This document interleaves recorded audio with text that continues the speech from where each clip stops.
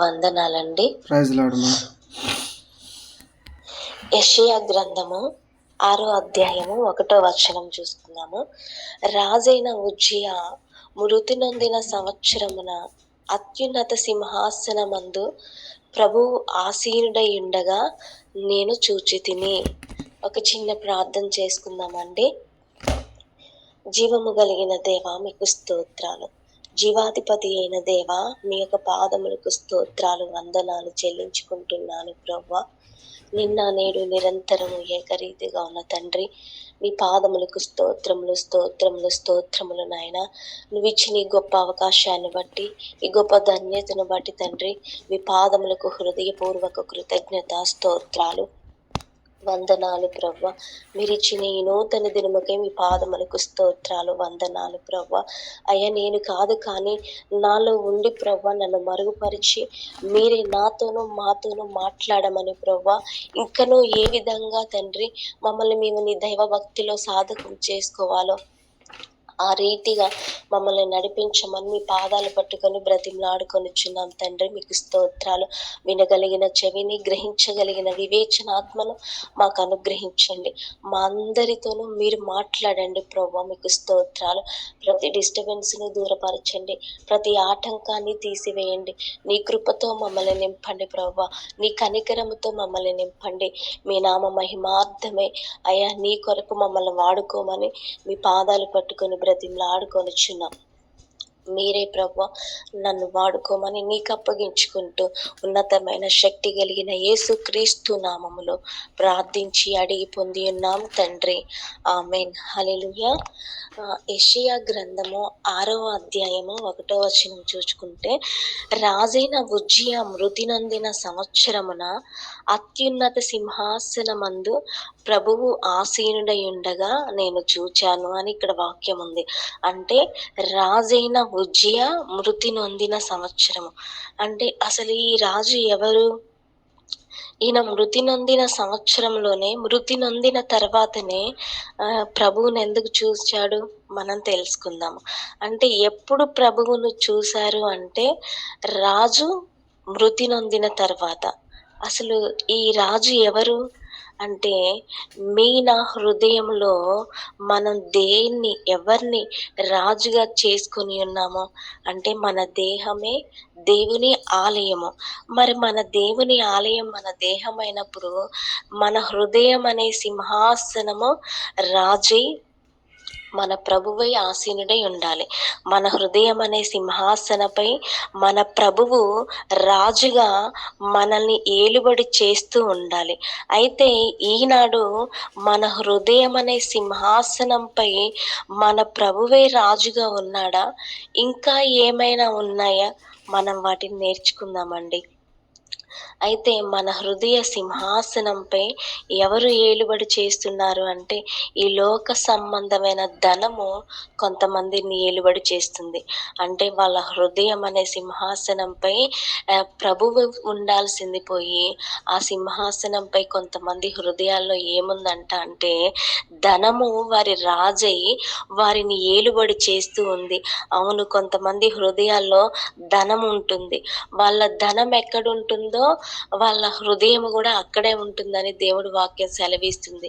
అవును, వాళ్ళ కుటుంబంతో గడపడానికి ఇష్టపడరు, పిల్లలతో గడపడానికి ఇష్టపడరు, దేవుని సంఘముతో గడపడానికి ఇష్టపడరు. కానీ అంటే అంత ఇంపార్టెంట్ వీటికి ఇవ్వరు, కానీ ధనానికి ఎక్కువ ఇంపార్టెంట్ ఇస్తారు. అంటే ధనము వారి రాజై వారిని ఏలుబడి చేస్తూ ఉంది. ధనం కోసం వారు ఏదైనా చేస్తారు. కుటుంబానికి ఇవ్వవలసిన సమయాన్ని కూడా ఆ ధనము కోసమే దొంగిలిస్తూ ఉంటారు. దేవుని సన్నిధిలో గడపవలసిన ఆ సమయాన్ని కూడా వాళ్ళు ధనము కోసమే హెచ్చిస్తూ ఉంటారు. ఆత్మీయులతో కలిసి ఉండవలసిన సమయాన్ని కూడా ధనము కోసమే పరిగెడుతూ ఉంటారు.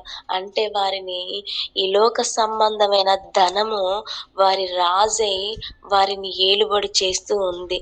ఆ ధనం కోసం ఉంచిన అంత ఇంపార్టెంట్ మరి ప్రభువు కోసం, ఫ్యామిలీ కోసం, ఆత్మీయుల కోసం, ఆత్మీయ స్నేహం కోసం వాళ్ళు ఇవ్వరు.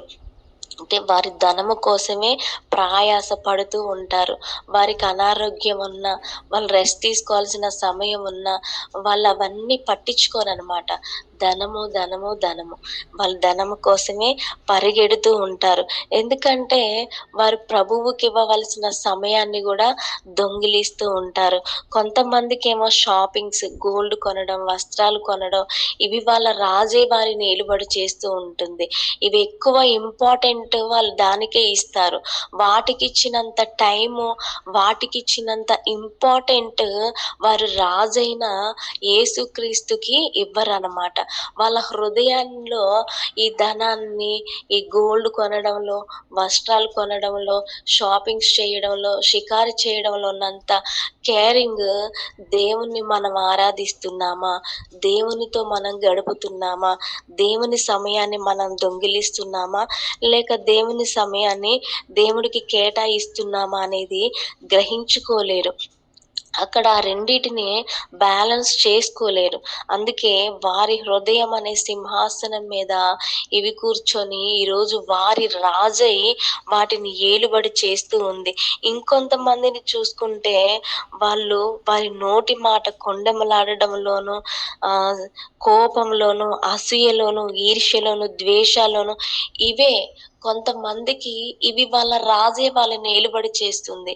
ఇక్కడ మాటలు అక్కడ చెప్పడం, అక్కడ మాటలు ఇక్కడ చెప్పడం. అంటే కొండెములాడు నాలుకకిచ్చినంత ఇంపార్టెంట్ వారు ప్రభువుతో గడపడానికి, దేవుణ్ణి స్తుతించడానికి, దేవుణ్ణి ఆరాధించడానికి, దేవుడు యొక్క పని చేయడానికి వారి నోరు ఉపయోగించరనమాట. ఎందుకంటే ఇంక వాళ్ళకి ఇదే వారి రాజుగా వారి సింహాసనము, దేవుడి యొక్క హృదయ సింహాసనాన్ని దీన్ని కూర్చోబెట్టి దీన్నే రాజుగా చేసుకొని దీనికి సమయం ఇస్తున్నారు, కానీ దేవుడికి సమయం ఇవ్వడం లేదు. వాళ్ళలో అసూయలు, ఈర్ష్యలు, ద్వేషాలు వీటిని రాజుగా చేసుకొని ఏలుబడి చేస్తూ ఉన్నారనమాట. సంఘాల్లో కూడా ఇవే ఎక్కువైపోతున్నాయి. నేటి సంఘాల్లో కూడా ఇలాంటి వాళ్ళే ఎక్కువగా కనిపిస్తున్నారు. ఎందుకు వాక్యం వింటున్నారు, ప్రార్థనలో ఉంటున్నారు, కానీ వాళ్ళ హృదయము దేవునికి ఇవ్వడం లేదు. వాళ్ళ హృదయము దేవునికి సమీపంగా రావడం లేదు. అందుకనే వాళ్ళు దేవుడికి ఇవ్వవలసిన సమయాన్ని, ప్రార్థించవలసిన సమయాన్ని వీటికిచ్చి వీటినే రాజుగా చేసుకుంటున్నారు కాబట్టే ఇవే వారిని ఏలుబడి చేస్తూ ఉన్నాయి. ఇంకొంతమందిని చూసుకున్నట్టయితే సెల్ ఫోను ఇప్పుడున్న జనరేషన్‌లో అది అధికముగా అయిపోయింది. సెల్ ఫోన్ పట్టుకొని కూర్చుంటే వాళ్ళకింక సమయం తెలీదనమాట. మార్నింగా, ఈవినింగా, ఆఫ్టర్‌నూనా తెలియనంత బిజీగా ఆ సెల్ ఫోన్ చూస్తూ ఉన్నారు. ఇంకా ఉదయం నుండి ఆ సెల్ ఫోన్ పట్టుకొని కూర్చుంటే వాళ్ళెప్పుడు ప్రార్థిస్తారు? ఎప్పుడు దేవుణ్ణి ఆరాధిస్తారు? ఎప్పుడు దేవునితో గడుపుతారు? దేవుడు వాళ్ళకేం చెప్తున్నాడో వాళ్ళు ఏ రీతిగా గ్రహించుకుంటారు? దేవుని పని కొరకు ఏ విధంగా వాళ్ళు ముందుకు నడుస్తారు? అంటే దేవుడు ఉండవలసిన స్థానాన్ని తీసేసి, ఆ దేవుణ్ణి పక్కన పెట్టేసి, ఆ సింహాసనాన్ని ఎవరికిచ్చారంట అంటే సెల్ ఫోన్‌కి, ల్యాప్‌టాప్స్‌కి, ఇలాంటి వాటికి వాళ్ళ హృదయం అనే సింహాసనంలో తీసుకొచ్చి కూర్చోబెట్టారు. అంటే ఇవే వారి రాజై వారిని ఏలుబడి చేస్తూ ఉన్నాయి. మరి ఇంక ప్రభువు ఎప్పుడు వారిని ఏలుబడి చేశాడు? ప్రభువుకి ఎప్పుడు వాళ్ళు సమయం ఇచ్చారు? సమయం దేవునికి ఇవ్వడానికి వాళ్ళకి లేనంత బిజీగా ఈ లోక సంబంధమైన వాటితో వాళ్ళు బిజీ అయిపోయారనమాట. దేవుడికివ్వవలసిన సమయాన్ని దొంగిలిస్తున్నారు. ప్రార్థించవలసిన సమయాన్ని ఈ లోక సంబంధమైన వాటికిస్తున్నారు. దేవుణ్ణి ఆరాధించవలసిన సమయాన్ని ఈ లోక సంబంధమైన వాటితో బిజీగా ఉంటున్నారు. అందుకే వాళ్ళ హృదయమందు దేవుడు లేకుండా ఈ లోక సంబంధమైన ధనఘనతలు, వ్యామోహాలు, ఈ లోక సంబంధమైన వాటన్నిటిని తీసుకొచ్చి ప్రభు యొక్క స్థానంలో వాటిని కూర్చోబెట్టారు. కాబట్టి ఈరోజు వాటిని మనం ఏలుబడి చేయాలి, కానీ అవేం చేస్తున్నవి? అవే మనల్ని ఏలుబడి చేస్తూ ఉన్నాయి. మనం వాటిని ఏలుబడి చేయట్లేదు. అవే మనల్ని ఏలుబడి చేస్తున్నాయి. ఎప్పుడైతే దేవుని సమయాన్ని మనం దొంగిలించి పిలిచి దేవుని సింహాసనమందు దేవుని కూర్చోబెట్టకుండా మిగతా వాటన్నిటిని కూర్చోబెట్టామో, అప్పుడు దేవుడు ఉండవలసిన స్థానంలో ఈ లోక సంబంధమైన, ఇహలోక సంబంధమైన వాటన్నిటిని మనం సింహాసనం వేసి కూర్చోబెట్టాం కాబట్టే అవే మనల్ని ఏలుబడి చేస్తున్నాయి. వాటిని మనం కంట్రోల్ చేయలేకపోతున్నాం. అవే మనల్ని కంట్రోల్ చేస్తూ ఉన్నాయి. అవును, ఈరోజు రాజుగా వీటిని కూర్చోబెట్టాము. ఈరోజు రాజుగా వీటిని మనల్ని ఏలుబడి చేయడానికి ఇష్టపడుతున్నాం. ఇవే మన రాజే మనల్ని పరిపాలించడానికి ఇష్టపడుతూ ఉన్నాము.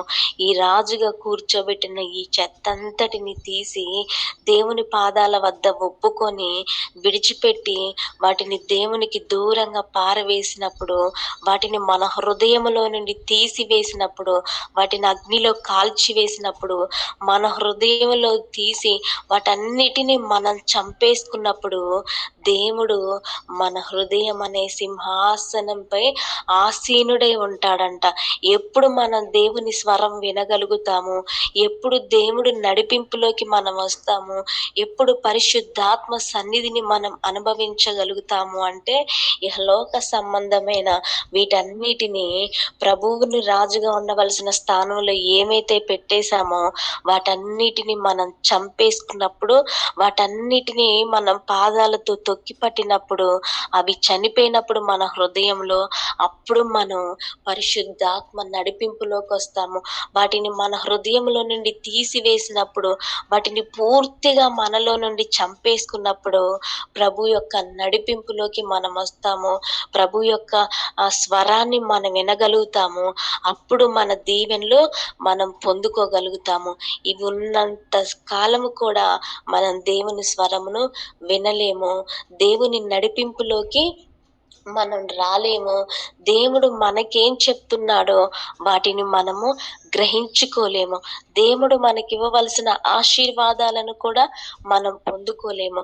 మనలో ఉన్న వీటన్నిటిని చంపేసుకొని మన రాజుగా మనం ప్రభువుకి శిరస్సు వంచినప్పుడు, మన హృదయ సింహాసనంపై మన రాజుగా మన ప్రభువుని కూర్చోబెట్టినప్పుడు మాత్రమే మనం పూర్తిగా దేవుని స్వాధీనంలోకి వచ్చి ఆయన మనకేం చెప్తున్నాడో, ఏం చేయమంటున్నాడో అది మనం గ్రహించుకోగలుగుతాము.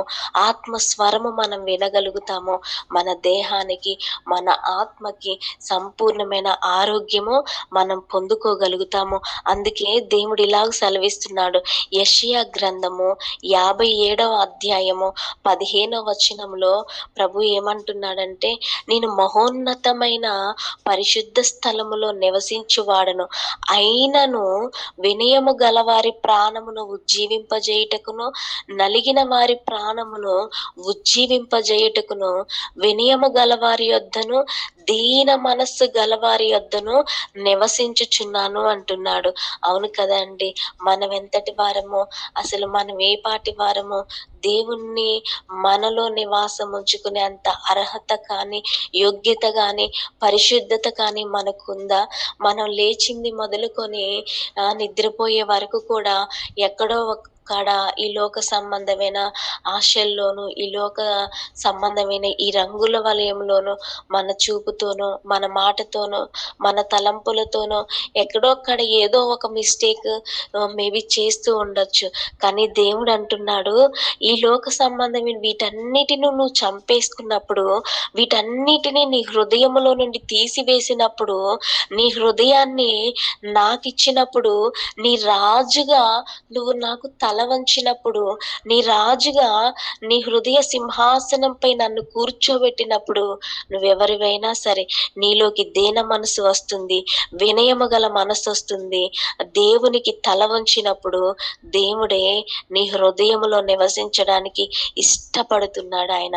ఎందుకంట మన ప్రాణమును ఉజ్జీవింపజేయడానికి, మనల్ని దీవించడానికి, మనల్ని ఆశీర్వదించడానికి, మనం నడవవలసిన మార్గాన్ని మనకి చూపించడానికి, మన బ్రతుకుల్ని మనం బాగు చేసుకోవడానికి, ఈ లోక సంబంధమైన పాపములో నశించడం కాదు కానీ, ఈ లోక సంబంధమైన వాటి కోసమే మన కష్టాన్ని మన ప్రయాసని వృధా చేసుకోవడానికి కాదు కానీ, కష్టపడాలి కానీ దేవుని కంటే ఎక్కువగా కాదు. దేవుడికి ఇవ్వవలసిన సమయాన్ని కూడా మనం తీసుకొని వీటి కోసమే ప్రయాస పడడం కాదు కానీ, దేవునికి మనం ఎంత సమయం ఇవ్వాలో, దేవుని కొరకు మనం ఏ విధంగా నడవాలో, దేవుని కోసం మనం ఎంతగా కరిగిపోవాలో, ఎంతగా కష్టపడాలో, దేవుని కోసం మనం ప్రయాస పడినప్పుడు నిజంగా దేవుడు మనం ఎక్కలేనంత ఎత్తైన కొండపైకి మనల్ని ఎక్కిస్తాడు, మనల్ని నడిపిస్తాడు. మన కష్టం చేత మనం ఆశీర్వాదాలు పొందలేము కానీ, దేవుడి నుంచి వచ్చే ఆశీర్వాదాలతోనే మనం ఉన్నత స్థితిలో ఉండగలుగుతాము. అది మన ఆత్మీయ స్థితి అయినా, ఈ లోక సంబంధమైనదైనా, కేవలం దేవుడు మనతో ఉండి మన చేయి పట్టుకున్నప్పుడు మాత్రమే మనం అన్ని విషయాల్లో బ్లెస్ అవుతాము. అంటే మన హృదయము ఎలా ఉండాలి, దీనత్వంలోకి రావాలి. దేవునితో మనం ఆటోమేటిక్గా నడుస్తున్నప్పుడు, మనలో నుండి ఇవన్నీ చంపేసుకున్నప్పుడు, మనకి దేవుడు విరిగి నలిగిన హృదయాన్ని మనకిస్తాడు. మనలో విరిగి నలిగిన హృదయం ఉంటుంది, దీన మనస్సు ఉంటుంది, తగ్గింపు వస్తుంది.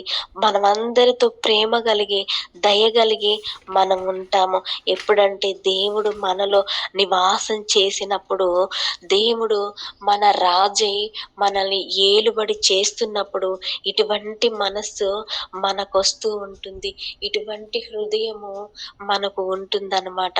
హల్లెలూయా. అవును, మన దేవుని యొక్క మార్గంలోకి నడిపించబడినప్పుడు, మనలో ఉన్న ఈర్ష్యలు, అసూయలు, స్వార్థాలు మనలోనన్నిటిని చంపేసుకున్నప్పుడు, మన నోరు ఎలా ఉంటుందంటే, బలహీనులను బలపరిచే విధంగా మనం మాట్లాడతాము, పడిపోయిన వారిని లేవనెత్తే విధంగా మనం ఉంటాము. ఆ విధంగా మనం తయారవుతాము.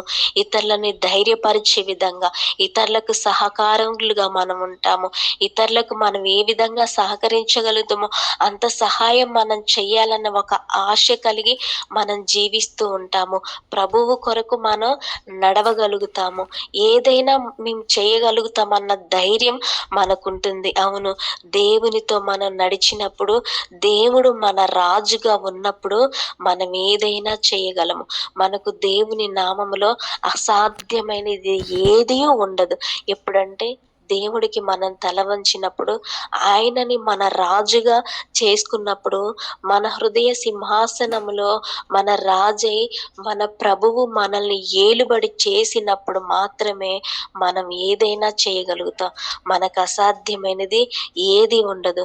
దేవుణ్ణి స్తుతిస్తూ, ప్రార్థిస్తూ, పాటలతో ఆరాధిస్తూ, దేవునికి ఇవ్వవలసిన సమయాన్నంతా మనం దేవుడికి ఇచ్చినప్పుడు, ఈ లోక సంబంధమైన వాటన్నిటిని మనం చంపేసుకున్నప్పుడు, ఈ లోక సంబంధమైన వాటన్నిటిని మనం అసహించుకున్నప్పుడు, దేవుడు మనల్ని ఏలుబడి చేయడానికి మనం ఒప్పుకున్నప్పుడు, నా హృదయంలోకి రా ప్రభువా, నా హృదయం అనే సింహాసనం మీద నీవాసీనుడివే, నన్ను పరిపాలించు ప్రభువా అని దేవుడికి మనం ఎప్పుడైతే సమయాన్ని ఇవ్వగలుగుతామో, ఎప్పుడైతే దేవుణ్ణి మన రాజుగా చేసుకుంటామో, అప్పుడు దేవుడు మనతో ఉండి మన ఊహకు మించిన కార్యాలు, మనం గ్రహించుకోలేనన్ని గొప్ప సంగతులన్నీ మనకు తెలియపరుస్తూ, మన చేయి పట్టుకొని నడిపిస్తూ, ఆయనకి ఇష్టమైన మార్గంలో మనల్ని నడిపిస్తూ, ఆయనే మనతో ఉండి మనల్ని ఆశీర్వదిస్తాడు. ఎప్పుడు అంటే, ఈ లోక సంబంధమైన వాటన్నిటిని, ఏవైతే మన హృదయంలో ఇప్పటి వరకు రాజే మనల్ని పరిపాలిస్తూ ఏలుబడి చేస్తూ, మనం వాటిని కంట్రోల్ చేసుకోలేనంతగా అవి మనల్ని ఏలుబడి చేస్తున్నాయో, వాటన్నిటిని ప్రవ్వా నేను తీసేసుకుంటున్నాను, వాటిని చంపేస్తున్నాను. నువ్వు నా రాజుగా రా ప్రవ్వా, నువ్వు నన్ను ఏలుబడి చేయి ప్రవ్వా, నువ్వు నన్ను పరిపాలించు ప్రవ్వా. ఈ రోజు నుండి నువ్వే నా రాజు ప్రవ్వా. వాటన్నిటిని నేను బ్యాలెన్స్ చేసుకోగలిగిన కృపనివ్వు. వాటన్నిటిని నేను ఏ విధంగా ఎలాగూ నడుచుకోవాలో అట్టి జ్ఞానమును, అట్టి కృపను నాకు ఇవ్వు ప్రవ్వా అన్నప్పుడు, దేవుడు మన హృదయంలోకి వచ్చి మనల్ని పరిపాలించి మనల్ని బ్లెస్ చేయడానికి ఆయన రెడీగా ఉన్నాడు. ఆయన మన రాజుగా ఒప్పుకోవడమే మనం చేయాల్సిన పని. దేవా, మా హృదయంలోకి రా, మమ్మల్ని ఏలుబడి చేయి అన్నప్పుడు దేవుడు ఖచ్చితంగా మనల్ని బ్లెస్ చేస్తాడు. మన ఊహకు మించిన కార్యాలు మనల్ని జరిగిస్తాడండి. హల్లెలూయా. ఈ కొద్ది మాటలు దేవుడు దీవించును గాక. ఆమెన్. Thank you brother. అందరికీ వందనాలండి.